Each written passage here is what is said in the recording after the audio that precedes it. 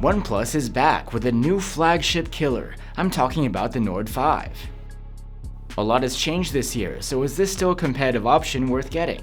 I'm Will for GSM Arena, and let's find out in our OnePlus Nord 5 review.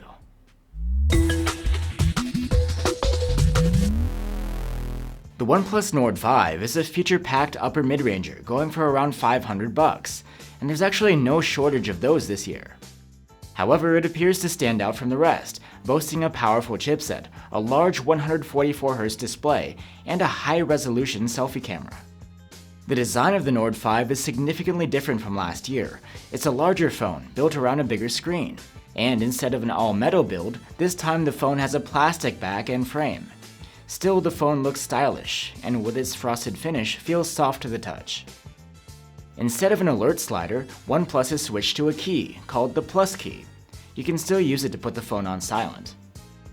But just like the iPhone's action key, there's also an assortment of other actions you can assign to the key, including launching the camera, activating the flashlight, and launching the AI tool. One thing that hasn't changed is the ingress protection. Like last year, it's rated at IP65, which doesn't include water submersion or hot water jets, like you'd get on many competitors. At 6.83 inches, the Nord 5 has a larger screen than the previous Nord, and this OLED panel also has a higher refresh rate at 144Hz and Gorilla Glass 7 eye protection. The display looks great, with thin bezels and good sharpness. There's support for HDR10+ and Dolby Vision video playback too. When it comes to brightness, we measured up to nearly 800 nits maximum with the manual slider, much higher than last year. The max brightness in auto mode is higher too, at over 1300 nits, good for a solid outdoor experience. But we are a bit disappointed about this phone's advertised 144Hz refresh rate. In our experience, the phone would only go as high as 120Hz to smooth out your swiping and scrolling, and it can dial down to 60Hz when idling to save energy. But we didn't actually find any mode or scenario where 144Hz occurred on screen. This includes gaming. In fact, within games, we never saw the refresh rate go above a maximum of 90Hz, and that's even when choosing the high refresh rate option in the gaming settings. The OnePlus Nord 5 has a pair of stereo speakers for audio, and it earned a very good score for loudness on our charts. The sound quality is also good, with pronounced bass and clean vocals. You can hear for yourself with our comparison tool linked below. To wake up and unlock the phone, there's an under-display optical fingerprint reader. It's reliable, but the placement is a bit too close to the bottom edge. And there's also an IR blaster on board, so you can use the phone to remotely control appliances with. For storage, the Nord 5 can come with 256 or 512 gigs on board, and that's not expandable through microSD. There's no eSIM support either, just a dual SIM slot. The interface of the phone is OnePlus's Oxygen OS 15 on top of Android 15. It's essentially the same as what you'd get on current Oppo or Realme phones, as they come from the same family. The multitasking here is relatively advanced. Not only can you have both a split screen and pop-up window going at the same time, but you can store up to 3 apps in a dock on the side to call up into pop-up view when you need them. Connectivity and interaction with other ecosystems has also been improved. The Share with iPhone feature has been expanded, and also the O+ Connect app allows you to manage the content on your phone remotely from your computer. There are plenty of AI-based features on the Nord 5 as well. For example, OnePlus's default dialer can now translate and transcribe in real time in 20 different languages. You can also call up the AI anytime through the sidebar to summarize the text you have on page for easy digestion. And if you don't even want to read, there's also an option which uses an AI-generated voice to read the text to you. AI plus Mind is an interesting feature which you can access through the Hardware Plus key.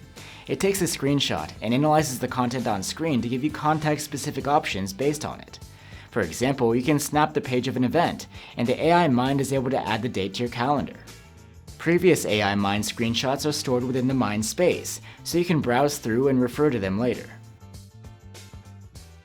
OnePlus also uses AI to power a global search. With it, you can use natural language to search for any file, app, notes, or setting across the phone. And for software support, the Nord 5 has promised 4 major OS upgrades and 6 years of security patches from OnePlus. The OnePlus Nord 5 is powered by the Snapdragon 8S Gen 3 chipset. It's actually similar to the Snapdragon 7 Plus Gen 3 found within last year's model, but with higher CPU clock speeds and a more powerful GPU. As expected, in benchmarks, the Nord 5 posts higher scores than its predecessor, and the scores are solid for the class. But with that said, there are competitors that offer more power under the hood for the price. The OnePlus Nord 5 is advertised to have a sophisticated passive cooling system, and in our prolonged stress tests, it did a good job. It maintained high performance for the first half, then demonstrated a few minor dips later in the run. The battery situation is a bit complicated. The Indian version of the Nord 5 gets a huge 6800 mAh battery this year, while this European model has only 5200 mAh. That's even less than last year. As a result, our Nord 5 has lower battery life than the Nord 4, but it's still solid, with an active use score of 13 plus hours. We can only imagine how good the battery life would be if we had the capacity of the Indian model. The Nord 5 supports 80-watt Super Vogue charging, and while the charger is included with the Indian model, we didn't get one here. While it's not as fast as last year's 100-watt charging, it's still competitive. With a proper adapter, we were able to charge from 0 to nearly 80% in half an hour, and a full charge took 42 minutes. Now we're onto the cameras, and on the back it's the same setup as last year. The Nord 5 has a 50-megapixel main cam, paired with an 8-megapixel ultrawide.